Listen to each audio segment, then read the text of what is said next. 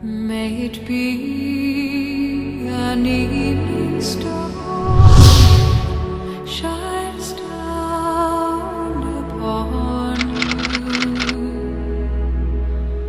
May it be when darkness falls. The rate of economic growth in Ghana has been substantial and the levels of poverty have dropped.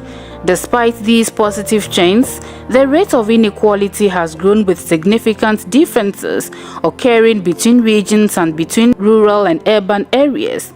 Furthermore, specific individuals and households such as the extreme poor have been shown to be particularly vulnerable to shocks and risks like sickness, disability, loss of assets and old age, which push them further in poverty and deprivation. Social protection enables them to better prevent, manage and overcome these risks and eventually break out of poverty. In addition to this, social protection has been demonstrated to play an important role in poverty reduction and ensuring that growth is more inclusive. Given the growing relevance of social protection to addressing poverty, vulnerability, and inequality, there has been a significant increase in the number of programs in Ghana. Examples are the Livelihood Empowerment Against Poverty (LEAP) program, the National Health Insurance Scheme (NHIS), the School Feeding Program, and the Free School Uniforms and Exercise Book program. His Excellency President John Dramani Mahama created a new ministry with a new mandate.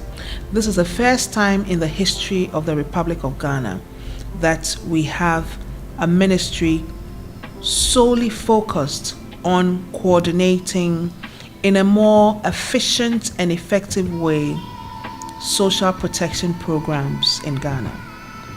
Because this government has social democratic ideals, it was important for the government to institute and create this ministry so that there will be strong leadership and strong direction aimed at ensuring that a social protection system was created in Ghana, a system that is people-oriented and a system that ensures that we effectively target potential beneficiaries for social protection, and very importantly, a social protection system that ensured that we would be able to reduce poverty and at that time attain the Millennium Development Goal on reduction of poverty.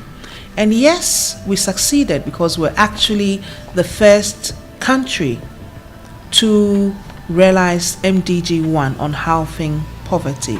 To this end, government ministries, departments and agencies, and other civil society organizations have developed and implementing a number of social protection interventions to support the category of extreme poor, vulnerable, and excluded.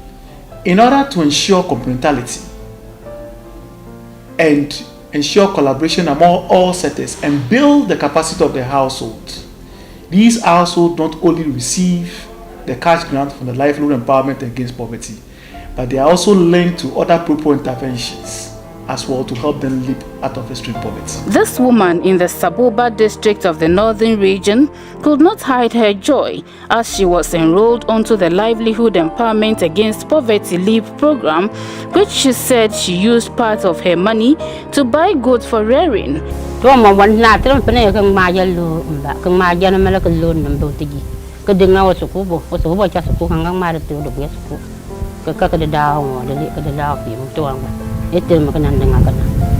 That through all the interventions, she is able to attend medical care.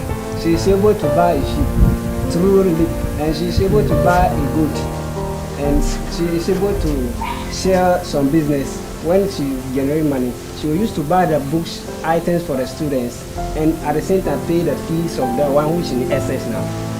We have used electronic and other scientific means to target potential beneficiaries and also to pay cash benefits, for instance, under LEAP. The concept or the need for social protection has been well documented and accepted. As a result, we have a fragmentation or a proliferation of programs in the country, leading to fragmentation, duplication of effort, and in spite of that, creating gaps. And one key activity in achieving this consolidation, this efficiency in social protection system in Ghana is to establish a single national household register. By a single national household register, we mean a socioeconomic database of all the households in the country, which would have not just the demographics of the household, but also the socioeconomic characteristics of each household. It is when an aggregate of social protection programs is provided to a single household that the real possibility of graduating out of poverty can be achieved. The Gender Ministry, led by the Minister Nana Oyelitha, has registered inmates across the prisons in Ghana. 2,881 victims of the June 3 and the Keta tidal wave disaster also received emergency leave grants from the government. All these forms part of the government's social protection interventions.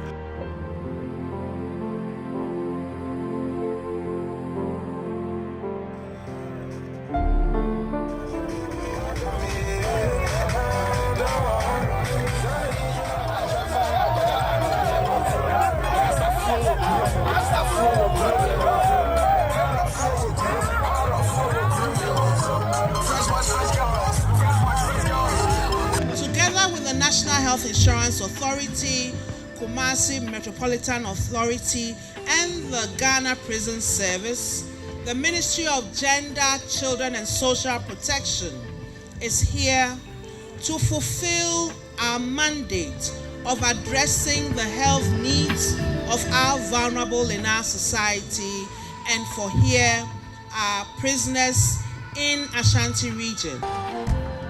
The LEAP targeting process involves geographical targeting, community-based targeting, and proxy means text targeting. How do we go about this thing? We use poverty maps from Ghana Statistical Service. With poverty, what I mean by poverty map is this: Ghana Statistical Service has data across Ghana on the poverty profile of the various regions, of the various districts, and we have even requested for communities as well. So we use this data to allocate beneficiaries to the region. Then we go further to use this data to allocate beneficiaries to the districts within a region.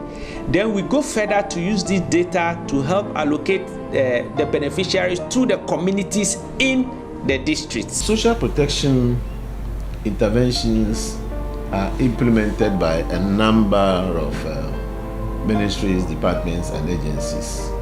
It is not all located within one ministry. And therefore, to ensure that we have a coordinated approach in the implementation of social protection, we need to have a framework that will guide the coordination of social protection. We have what we call also the Interministerial Technical Committee on Social Protection. And this comprises the various social protection programs that we are implementing, such as the school feeding program, the LEAP program, that's the Livelihood and Empowerment Against Poverty program, the Labor Intensive Public Works program, the exempt category under the National Health Insurance, the school uniform and the exercise book, and other programs in the agricultural sector. So they form what we call the Interministerial Technical Committee, and what they mainly do is to ensure that there is joint planning, for all these interventions, to ensure that the programs support one another. Along the line, the World Bank Group decided to engage with the Ministry of Gender to explore under the Africa Health for Market Equity Project to find out whether we can deploy technology as that intervention and increase that cost effectiveness. We therefore engaged to, first of all, digitalize the Proximeters 2 and put it onto a palm top, which is a bit ruggedized, and that palm top has a micro thermal printer. So what happens then is that we decided as an innovation to deploy those tools, that is the PMT2, directly in the households and not for them to come to us, because poverty by itself is an expensive venture for the poor. They can't move away from their immediate environs. So it was necessary that we found a way to get there, deploy the tools directly at their houses, and then on the spot calculate whether they were poor or not. We want to ensure that we have an equal and even playing ground, that we create employment opportunities, and that the vulnerable, the most vulnerable, who for one reason or the other cannot fend for themselves, elderly persons, orphans and vulnerable people, severely disabled persons, are adequately supported by the government of Ghana. So I'm very happy that today we have one of the most comprehensive social protection policies in Africa. And we're very grateful to the development partners and to the intersectorial, interministerial team for putting together this brilliant social protection policy.